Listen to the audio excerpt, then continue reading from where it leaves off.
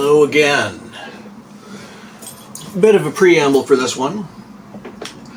The founding of Texta, this nation we've been building the world out from. The beginning of their history came from the south. A little over 1700 years ago, a goblin woman named Lagos Hirku led a band of a rough 1,000 or so refugees and about 200 soldiers, all but some of the soldiers among whom were small folk. They fled the aftermath of a queen being killed by the head of her military for breaking her word. The queen's name was never spoken again, nor was the name of her kingdom, for so long that both had now been forgotten. Those original refugees had crossed a great desert before settling in this place they named Texta. Today, a much smaller band of explorers will follow that path back to the south. The scrub plains and desert wastes, at least within view of the southern gate, have in the past 600 years or so become swamps, bogs, and marshes. No wagon can cross the wetlands, so they travel on foot, with a pair of goats as pack animals. They, like the parties sent to explore beyond the other gates, carry letters of marque and offers of accord introducing their far-flung neighbors to Texta's existence in hopes of establishing peaceable trade. These explorers, even more than the rest, worry. They might find what became of that original kingdom. Maybe it, like so many other things, had passed into memory. Maybe it will have been forgotten by the rest of the world as well. But maybe it still exists. If that queen had an heir,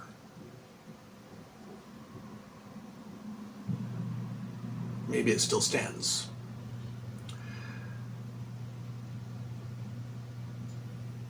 And if so, how long can history hold a grudge?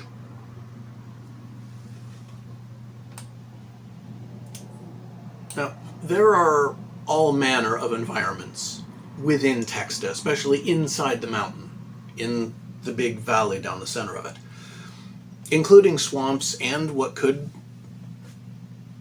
constitute deserts. Now, finding those best suited to either travel themselves through such, or to teach others to do so, wouldn't be particularly difficult. So our party would be well acquainted and well versed with how this kind of travel might differ from more moderate environments and survival situations. Initially, the travel would be exceedingly slow.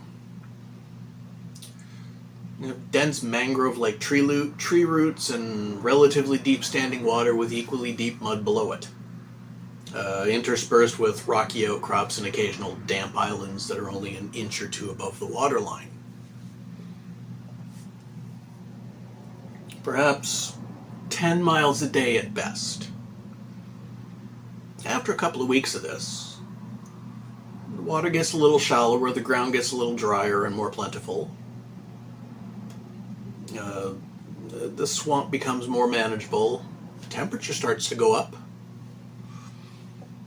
Another 2 weeks, and the terrain slowly becomes more of a dense jungle, and the temperature goes up again. Then drier forests, then scrub plains.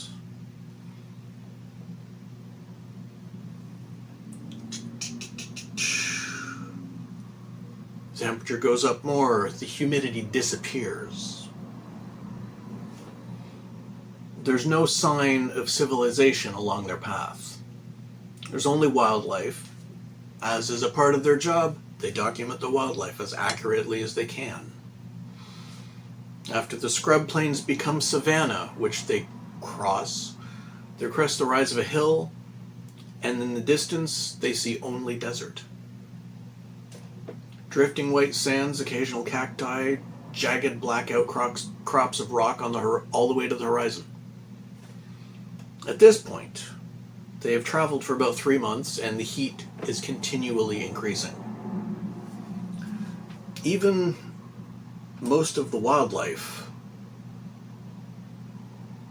seems to avoid this desert, but life will persist everywhere. They camp during the heat of the sun. They pull water from what few plants they can find. They record the birds, insects, lizards, snakes, and other crawling things. They eat what they can catch to stretch their provisions further. They travel by night.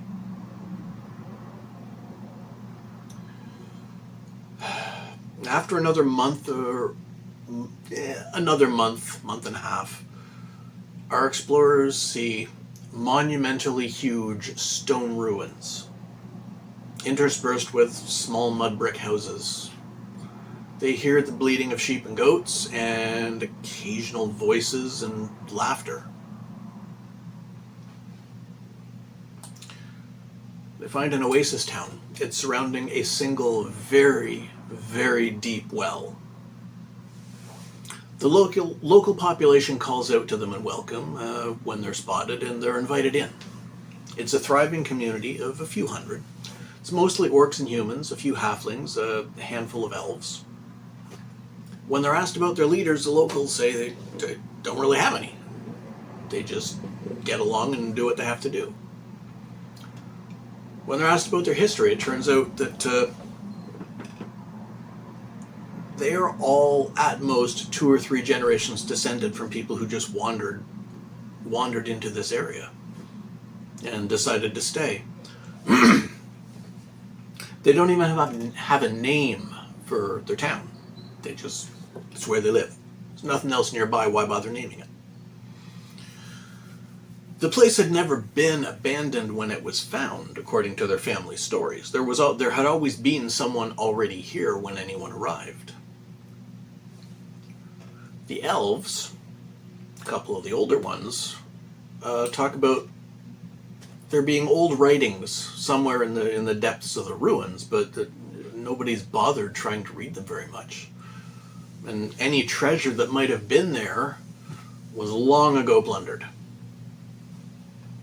The remaining passages they're used as a sort of a root cellar for long-term storage of foodstuffs or for aging cheeses and wines, or as a shelter when the sandstorms become very intense. None present nor their remembered ancestors knew what the ruins originally were, nor did they care. Given the permission of the community, our explorers descend these ruins.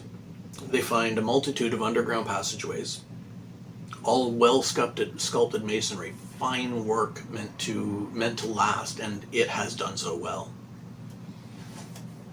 The local black stone is cut into large blocks and fitted together without mortar. The walls, floors, and ceilings here,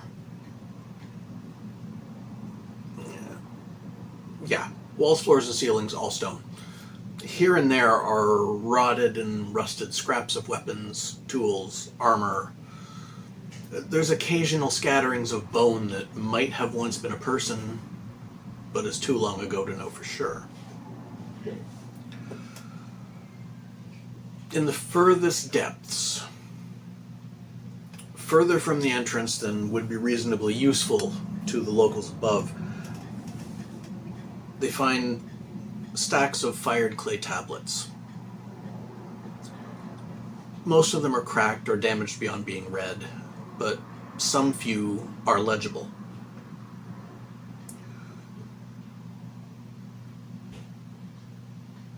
They're all records of exchange. They're tax collection, land claims, disputes that had been decided by courts and military postings, numbers of troops, records of conquest of neighboring towns and cities, what officers were sent where, all names of far-off forgotten places before Texta began. On one half-broken tablet was the name Lagos Hirku. and a reference to her giving goats from her farm for the queen to distribute to the people. For all of their searching, they could neither find the name of the queen nor the name of the kingdom. They recorded everything in their books, regardless. They retrieved as many of the clay tablets as they could carry. They were given water for the long journey home, and our explorers promised to relay word of the little town's existence to Texta in hope that more visitors might travel there in the future.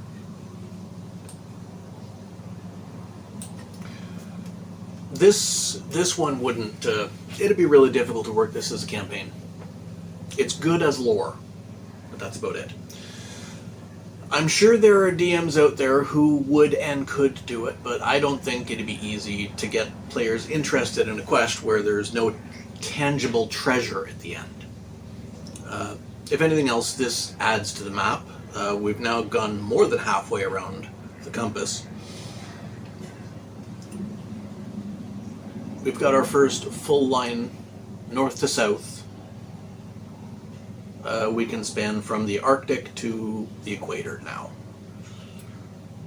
This map's eventually going to look like an 8-pointed star with blank sections between the compass points for us to fill in later.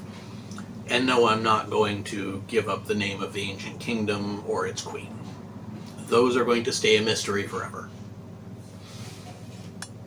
That being said, if you've gone through the other lore videos I've done, kindly point out any inconsistencies or mistakes I've made. It's better to be corrected than to keep being wrong. I upload every Sunday morning. There'll be a new video next week. If you enjoy this sort of thing, like, share, comment, and subscribe. And I'll talk to you next time. Reach that button.